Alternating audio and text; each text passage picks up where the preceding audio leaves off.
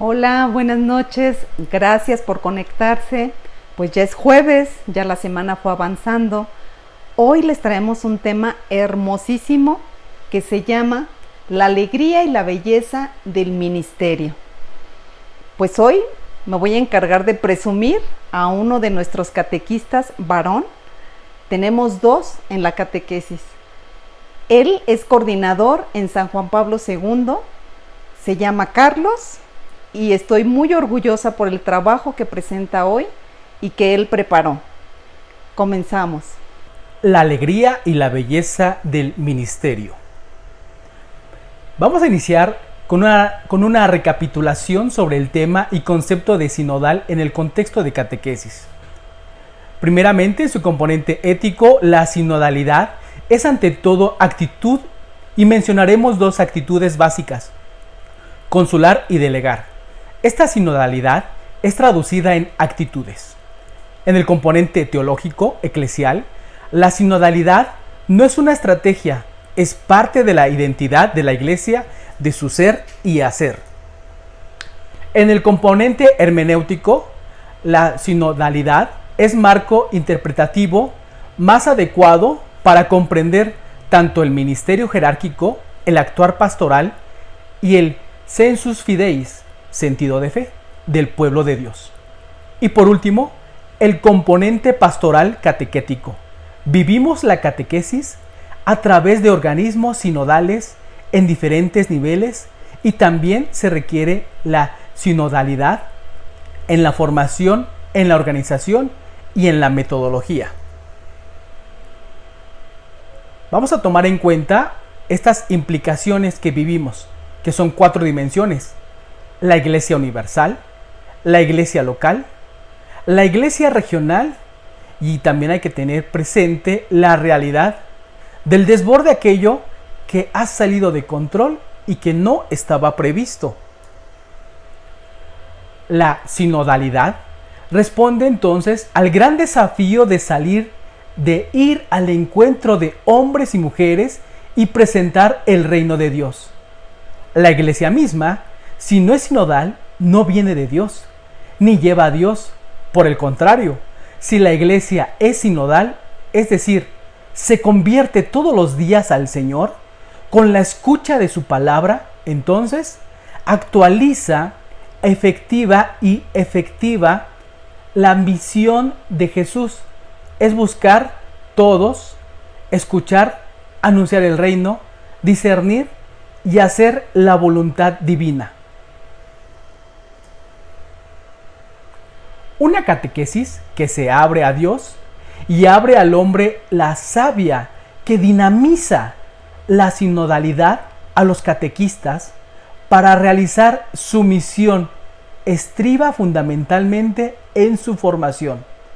Si dejamos de lado su formación integral, la catequesis corre el riesgo de perder su valor. No basta la buena voluntad de los catequistas, ni tampoco es bueno que sean improvisados.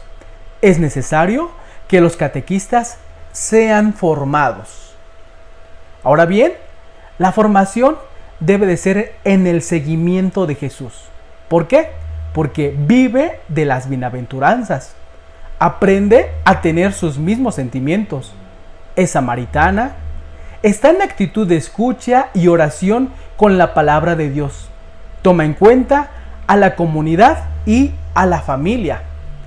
En el acompañamiento, da toda supremacía a la persona. Vive de los sacramentos de fe. Inicia la vida cristiana con compromiso social. Está proyectada a vivir el misterio pascual. Bien, respecto a este ámbito de la formación de los catequistas, podemos entonces constatar con humildad que es una de las áreas siempre activa de la pastoral profética de nuestra Iglesia de México. Las comunidades parroquiales están vivas por la generosa labor de los catequistas y los equipos diocesanos han sido diligentes promotores en la formación de sus catequistas. En la formación del catequista ante todo es imprescindible partir de Jesucristo como parte esencial de la dimensión del ser que abarca también la formación humana, el saber y el saber hacer vienen por añadidura. Bien, hasta ahí hemos cerrado la parte de la recapitulación. Ahora entremos a este tema, la alegría y la belleza del ministerio. No sin antes, hacemos una introducción a este tema. Bien, tenemos que ver al catequista como una figura relevante entre los mediadores de la buena nueva en la historia de la salvación, al comprobar la conducta de Dios en la historia salvífica. Hay unas expresiones claves que nos abren la puerta para entender la relación intrínseca que hay entre Dios con su pueblo, y estas son las expresiones: mediación, mediador, intermediario, intercesor, pontífice.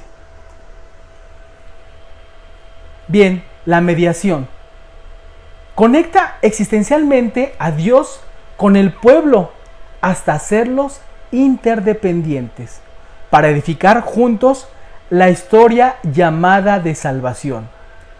Las grandes mediaciones de la salvación suelen concentrarse en personas, como los profetas, en acontecimientos, en lugares y aún en objetos que tienen una fuerte carga de memorial de salvación. Nos detendremos sobre todo en las mediaciones de las personas.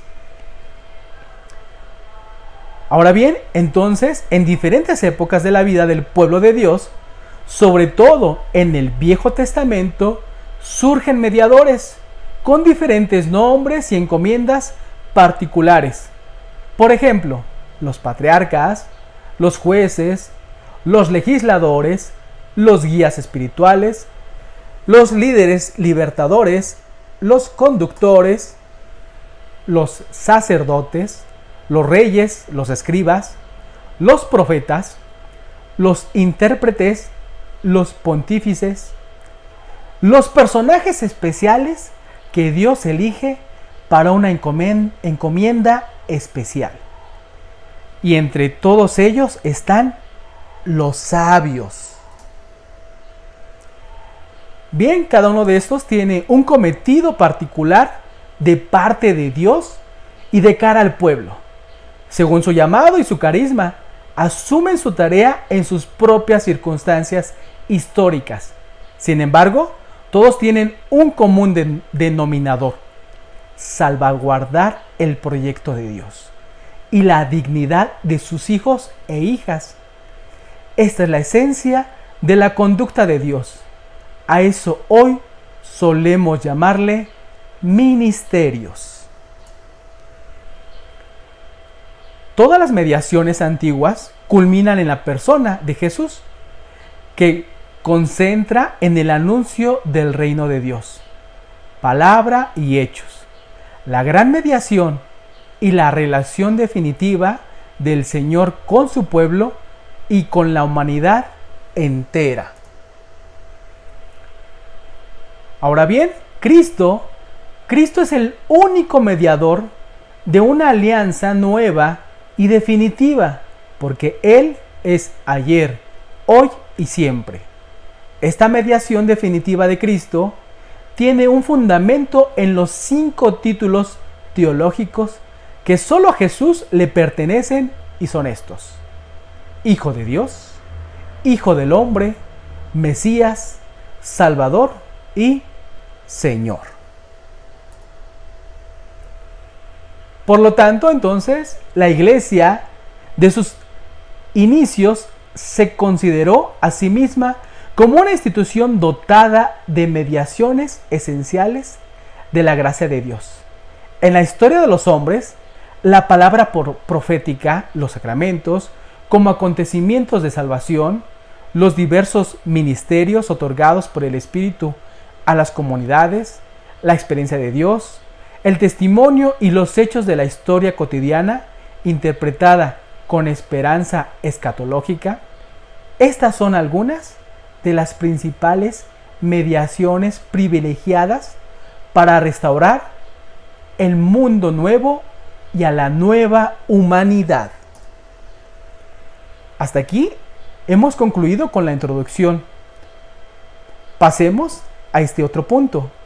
El catequista sirve a la comunidad a través de una mediación sapiensal que se realiza en el ministerio de la catequesis. La sabiduría de la cual debe estar dotado todo catequista por parte del Espíritu, el catequista como hombre, como ser creyente, está revestido de una mediación que hunde sus raíces en la sabiduría del pueblo y en la sabiduría de Dios.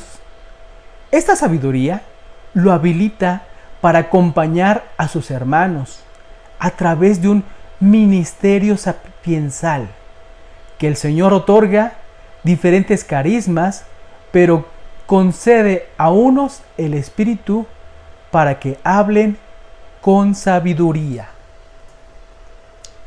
Por lo tanto, el catequista participa de la sabiduría de su pueblo. Antes que todos, él, el catequista, es hijo de su pueblo y por lo tanto conoce la sabiduría de su pueblo. La experiencia del saber humano es un hecho tan antiguo como la misma humanidad. La persona humana nace ignorándolo casi todo. Tiene que aprenderlo todo si quiere sobrevivir, desarrollarse, convivir y sobre todo realizarse como ser humano. Hay una estrecha relación entre aprendizaje y saber humano, o entre aprendizaje y sabiduría. Veamos. La sabiduría es el patrimonio universal de donde nadie queda excluido. Ser miembro de la especie humana es participar de esta sabiduría universal. Todo ser humano posee los talentos necesarios para llevar a cabo su proyecto de vida a través de sus distintos saberes. El ser humano es naturalmente talentoso, no por ser un genio, sino porque posee las capacidades suficientes para realizar su vocación personal y su proyecto de vida en el mundo, en la historia y en la convivencia humana. Así, el catequista recibe la sabiduría de Dios revelada por la mediación de Israel. La sabiduría de Israel es inconcebible sin la sabiduría de Dios, pues ambas desembocan en un encuentro de alianza. La Escritura, como testigo escrito de la revelación de un pueblo, puede contemplarse en su totalidad como expresión culminante de una sabiduría humano-divina. Israel caminaba a la par de otros pueblos sabios, aunque su nivel de desarrollo era menor. La sabiduría pronto echó raíces en Israel y se extendió rápidamente a todos los ámbitos de su vida, siempre desde su fe monoteísta. Gracias a ella, se reconoce a sí mismo como pueblo privilegiado. La sabiduría fue transformando progresivamente la experiencia religiosa del pueblo.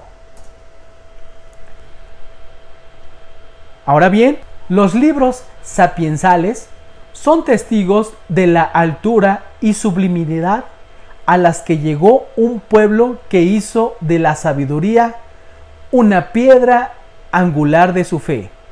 Ser creyente es ser sabio, con la sabiduría que nace de abajo y que culmina en la que viene de arriba. Esta sabiduría humano-divina actúa en el corazón humano, en el mundo, en las relaciones sociales y en el acontecer cotidiano o extraordinario de la existencia. Por lo tanto, el catequista puede ser amigo o enemigo de la sabiduría. Veamos este inciso A, el sabio. El sabio es persona enraizada profundamente en la vida de su pueblo. La vive intensamente y vibra con todo lo que le acontece. La acción de Dios le resulta familiar y la descubre en lo cotidiano de la vida. Ve a Dios actuando silenciosamente en el mundo, descubriendo numerosas huellas de su presencia. Curioso de las cosas de la naturaleza, las admira y descubre en ellas la mano proveniente de Dios. El sabio es una persona reflexiva y contemplativa. Sí, porque el sabio sabe dialogar consigo mismo como condición del encuentro con los demás.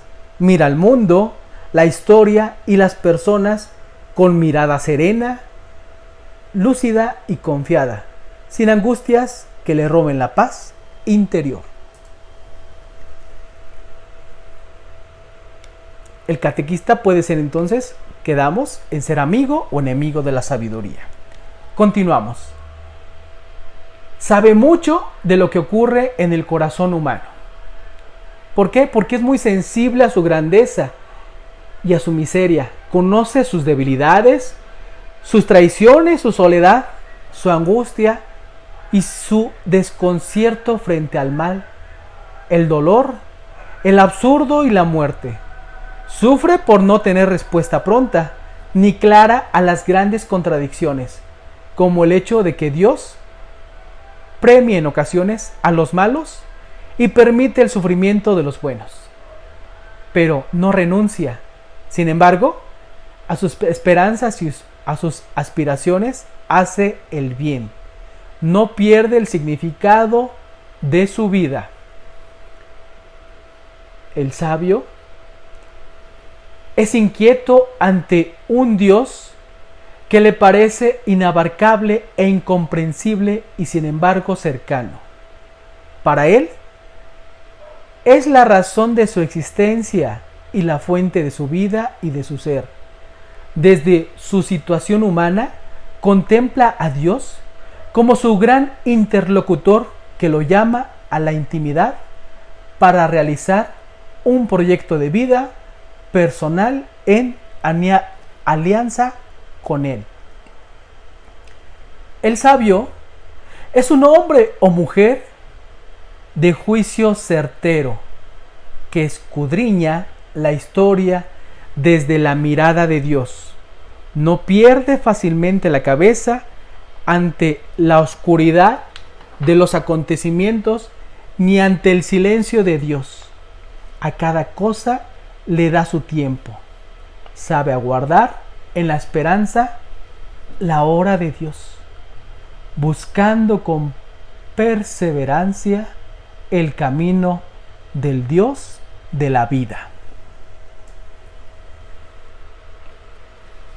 Cuando el sabio habla, su palabra tiene el peso de su vida interior, porque es fruto maduro de su continua meditación a la luz de Dios.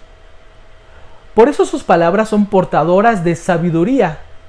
Su boca derrama sabiduría, porque la ley de Dios está en su corazón. Con su esfuerzo personal y con el don de Dios, ha logrado una armonía en sus relaciones existenciales. Es el arte del buen vivir, que significa caminar haciendo lo que es grato a los ojos de Dios, viviendo en la rectitud del corazón y ajustando el ritmo de su vida a los ritmos del Señor. Pasemos ahora a la parte contraria. Inciso B, el necio. El necio es insensato, fatuo, imprudente, impertinente e ignorante.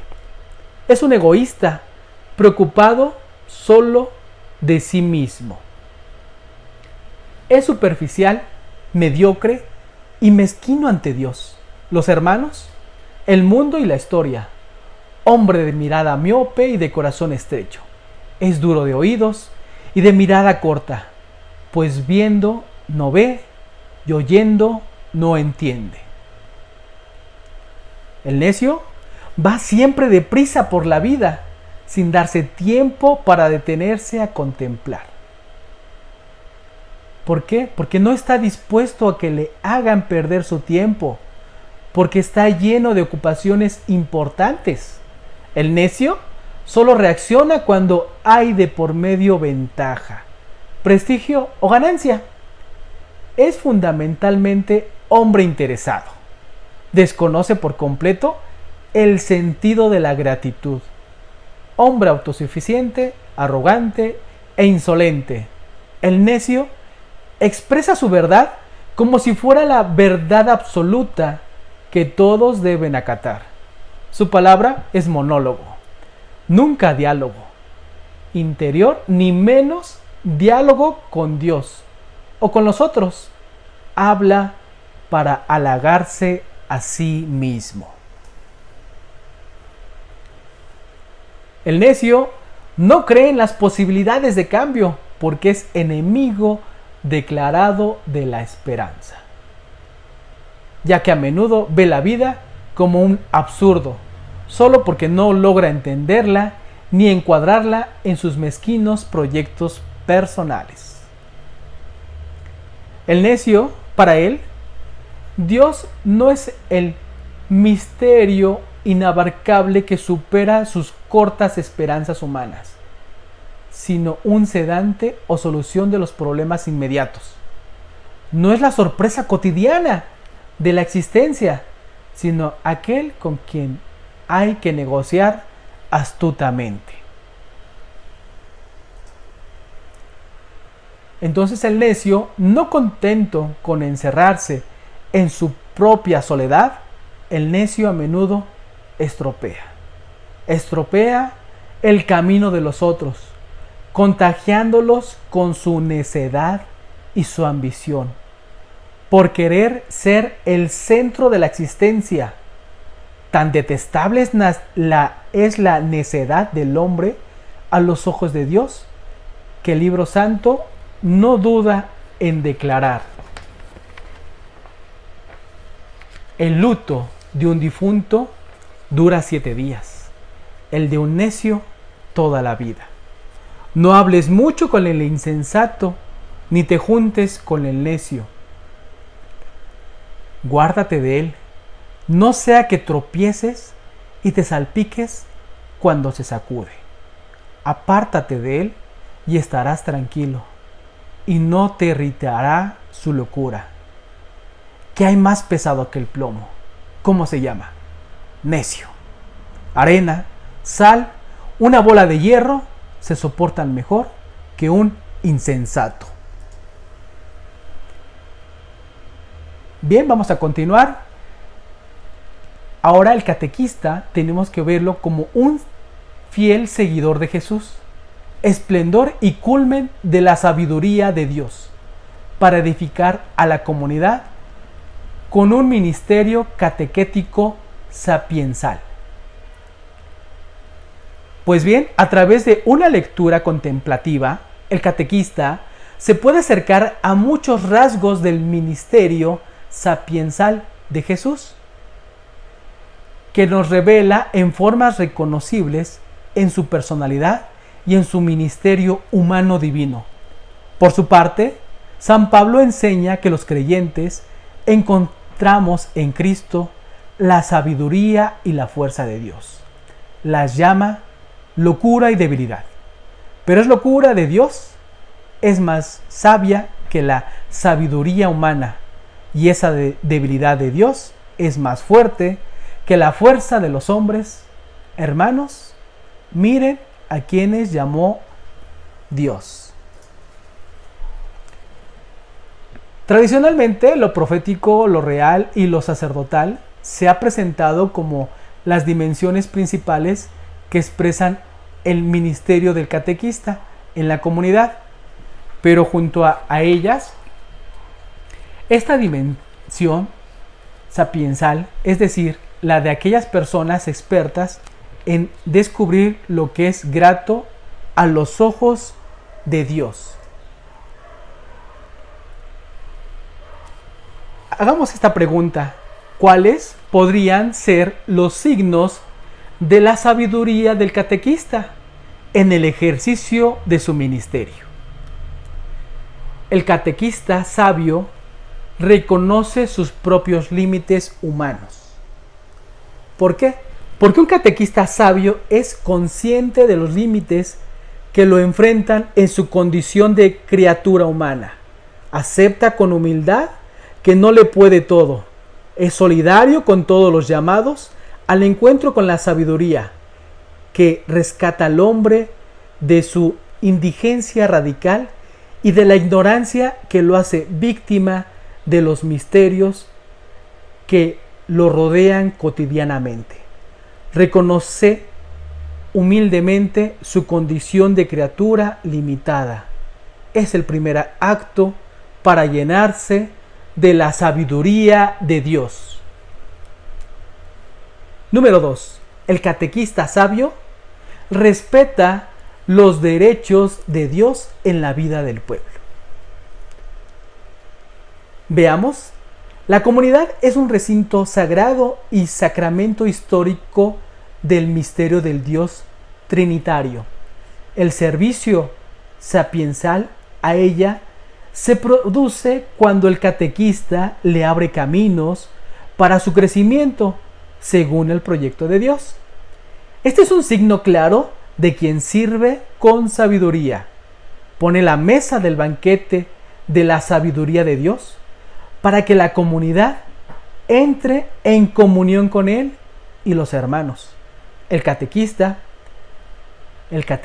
sabio reconoce el sagrado derecho que tiene la comunidad para dejarse conducir por la sabiduría de Dios. Punto número 3. El catequista sabio actúa con rectitud de corazón. Esta es una senda segura para llegar a la sabiduría, como armonía consigo mismo, con los compañeros de camino y con el Señor, que interpela a diario con su sabiduría que se convierte en amor a la verdad. La trampa, la mentira, la simulación y la intención torcida rompen con la equidad y la justicia que Dios ama a quienes se dejan conducir por Él. La boca del justo, sabio, derrama sabiduría, porque la ley de Dios, la rectitud, está en su corazón.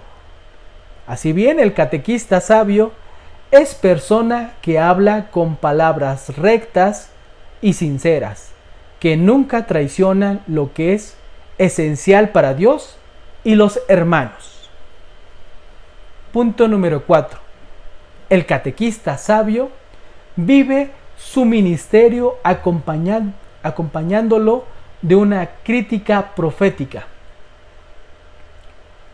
Todo lo que oprime al hombre, lo que deforma la imagen divina en él y conduce a adorar a ídolos que desplazan al Dios vivo, merece del catequista sabio el juicio más severo, porque allí está la cumbre de la necedad, que no logra ver más allá de sus vulgares intereses humanos.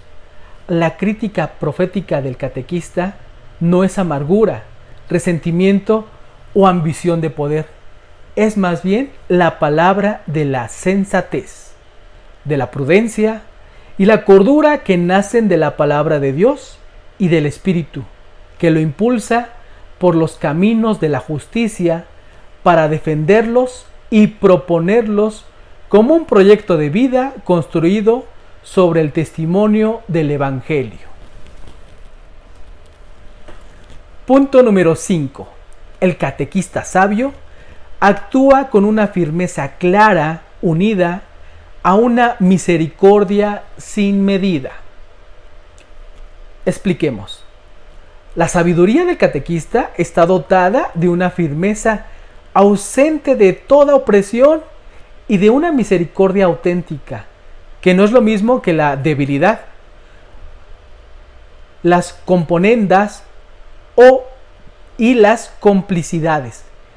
Ser firmes, sin ser tiranos y comprensivos, sin ser débiles, es una rara sabiduría que no se obtiene solo con astucia humana para llegar a donde se quiere, a lo mejor atropellando la dignidad del otro. El catequista es sabio porque no confunde la tolerancia con la debilidad, ni la fortaleza con la dureza de corazón hacia los hermanos, a quienes sirve con una opción inspirada en el amor.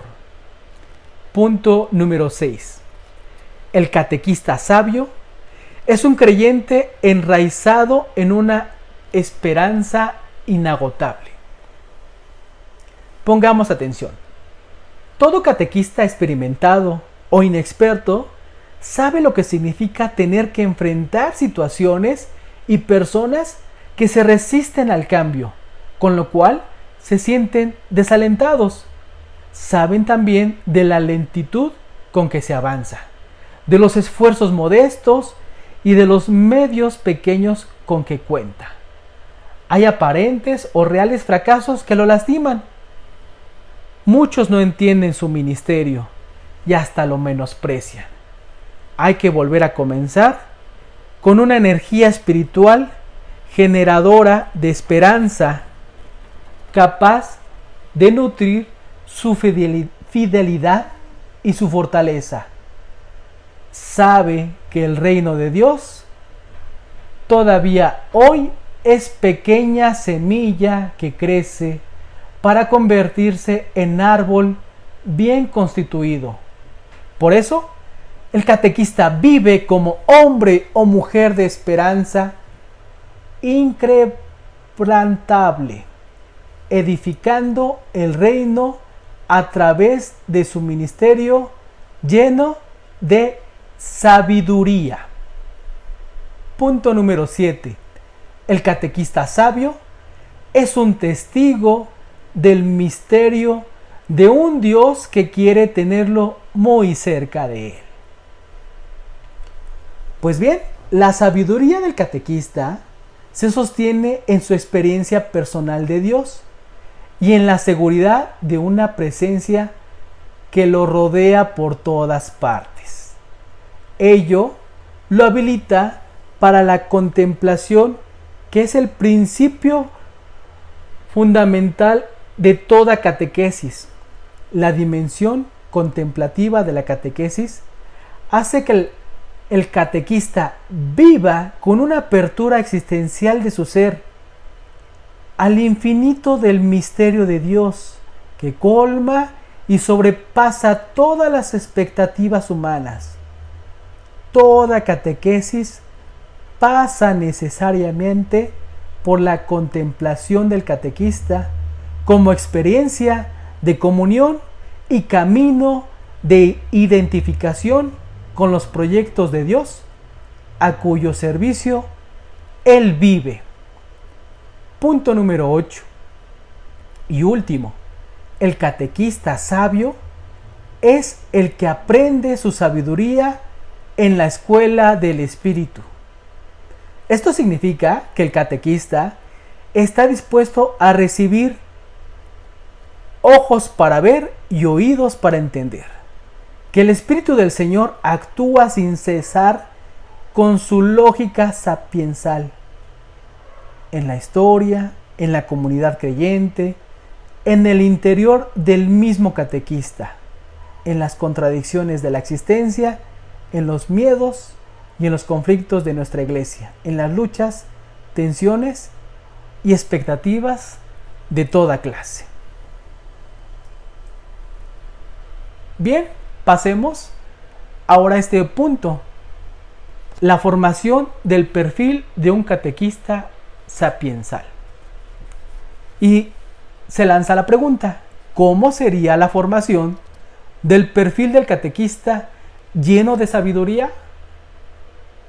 Pues bien, un formador de catequistas es alguien que se nutre de unos principios que son la columna vertebral de su quehacer para el logro en su proceso formativo. He aquí algunos. Inciso A. En toda auténtica formación, dos o más sujetos se sitúan en una relación interpersonal, no funcional, donde ponen en común su historia, su experiencia y sus talentos. Por eso la formación es un acto de compartir las existencias. Inciso B. En la formación, la centralidad de la persona es indiscutible, pues ella es más importante que los contenidos, los métodos o la pedagogía. Inciso C. Un formador actúa con honestidad intelectual. Por tanto, nunca pretenderá imponer en el formado su imagen de formador para que la reproduzca, sino que le ofrecerá recursos para usar su libertad en la creación de su proyecto de vida. Inciso D. Tendrá una idea clara de lo que significa la persona, la formación y el conjunto de comunidades donde ésta se desarrolla. Porque todo ser humano es sujeto que recibe influencia de varias comunidades a las que pertenece al mismo tiempo y a las que ha de responder. El formador habilita para que el formado pueda insertarse con sabiduría en las comunidades que lo reclaman. Inciso E. Un formador sabe que lo que hace realmente fecundo y eficaz un trabajo son las personas que ponen en juego sus capacidades a través de una formación y entrenamiento adecuados. Además, está comprobado ampliamente que una obra humana o pastoral funciona con calidad y eficacia cuando es realizada por personas sensibilizadas, capacitadas, preparadas y formadas que saben usar inteligentemente los recursos para responder a los problemas cotidianos de la vida. Inciso F. Finalmente, un formador no olvida que la formación puede ser inicial, media, superior y especializada, continua y permanente, y cada una de ellas requiere pedagogías diferentes. Vamos ya hacia la recta final de este tema, la alegría y la belleza del ministerio. Bien, pasemos a este punto. Un formador actual de catequistas intentará poner énfasis en ciertas líneas de formación a fin de lograr el deseado perfil de un ministerio sapiensal en los catequistas. Por lo tanto, este formador tendrá lo siguiente: acompañarlos para ubicarse en su entorno a fin de tener seguridad en sí mismos, solidarizarse con la realidad del pueblo y poder hacer proyectos comunes, sintiéndose parte viva de la historia concreta del pueblo. Aprenderán que la dignidad de la persona y el crecimiento de la comunidad son las razones primordiales del anuncio del Evangelio. El formador también tendrá la posibilidad de facilitarles el descubrimiento y la confianza en sus talentos, reconociéndolos como dones personales de Dios, que tienen como una única finalidad compartirlos fraternalmente. También formarlos en una espiritualidad de servidor, que solo sabe dar lo mejor de sí mismo, con la mayor calidad posible, superando la mediocridad en lo que ofrece y en el ministerio que realiza. Sabrán que el encuentro las sanas relaciones y el diálogo fraterno serán la puerta de entrada para llegar al corazón de sus hermanos. También hay que familiarizarlos con la pedagogía personalizante de Jesús, que dignifica siempre a las personas que se encuentran con Él y les descubre el lugar singular que tienen en el corazón del Padre. Educarlos para trazar su estilo personal de seguimiento de Jesús en la obediencia al Espíritu, Maestro de toda sabiduría. Los catequistas serán sabios porque respetarán la libertad de las personas ante las intervenciones de Dios, al igual que Jesús acompañará su catequesis con una esperanza inagotable donde no hay los casos perdidos. Por lo tanto, hay que entrenarlos en la aceptación de los valores esenciales del Evangelio como centro del mensaje y como inspiración de su conducta. Y no solo para convertirlos en doctrina, para ilustrar las mentes. Su catequesis se hará con signos visibles, teniendo como fuente insustituible la palabra de Dios, en la cual tendrán una absoluta fidelidad. Además, debe de ponerlos en contacto con las diversas fuentes del saber: Biblia, magisterio, ciencias humanas, acontecimientos de la realidad, instituciones, personas expertas, que favorecen una comprensión más profunda del propio ministerio que realizan, de las personas a quienes sirven y del tiempo en que viven. Además, hay que enseñarles el uso de un lenguaje catequético, donde el creyente descubra que es posible construir la vida desde las bases del Evangelio. Un lenguaje catequético tiene la intención de afectar las dimensiones esenciales de la persona humana, la emotiva, que permite suscitar sentimientos, afectos, emociones, reacciones y actitudes nuevas. La cognoscitiva, que ofrece una interpretación diferente de la vida y que da como resultado un conjunto de conocimientos nuevos. La persuasiva, capaz de impulsar a la acción, a comportarse con otro estilo de vida y a vivir una ética nueva. Además, deberá de convencerlos que ellos anuncian una buena nueva que tiene muchos competidores en la actual sociedad pluralista. Por eso, ha de revestirse de mucha calidad si no quiere quedarse rezagada ante las otras buenas noticias que se proponen. La buena nueva que anuncian se centrará en revelar la ternura del Padre y la acción permanente del Espíritu, reconociendo que Dios tiene un amor preferencial y exquisito por los pobres y marginados. Por lo tanto, deben formarlos para que sean maestros en la lectura de los signos de los tiempos, donde se encuentran las expectativas de los hombres y mujeres de hoy, y las invitaciones permanentes para interpretar lo que Dios espera de nosotros.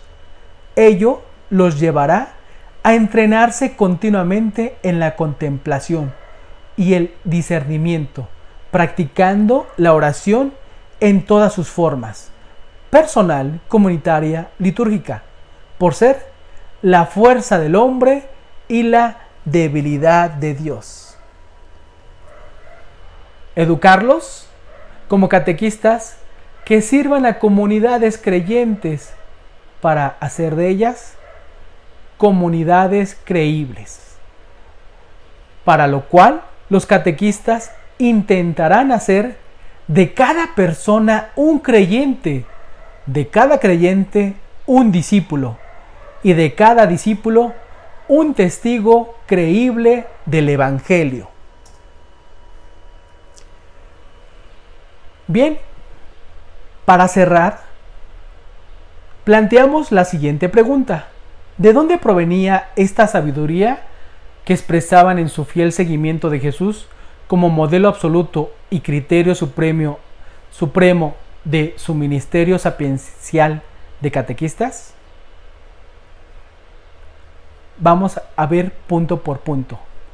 El primero, estas son las grandes fuentes que nutren el ministerio del catequista para hacer de él un lugar donde resplandezca la plenitud de la sabiduría de Dios. La sabiduría del pueblo al que pertenece hace sabio al catequista. Segundo, la familiaridad con la palabra de Dios, que revela su sabiduría inagotable en la persona del Maestro de Nazaret. Tercero, la acogida de los dones del Espíritu, Señor de toda sabiduría, que derrama en el mundo, la historia y la comunidad cristiana. Y cuarto, y la capacidad contemplativa del catequista, que adopta la sabiduría como una forma de vivir en la rectitud del corazón, haciéndolo lo que es grato a los ojos de Dios, para el bien de cada uno de sus hermanos, a quien quiere servir con el Evangelio en la mano. Más que con el catecismo, hay que servir con el Evangelio.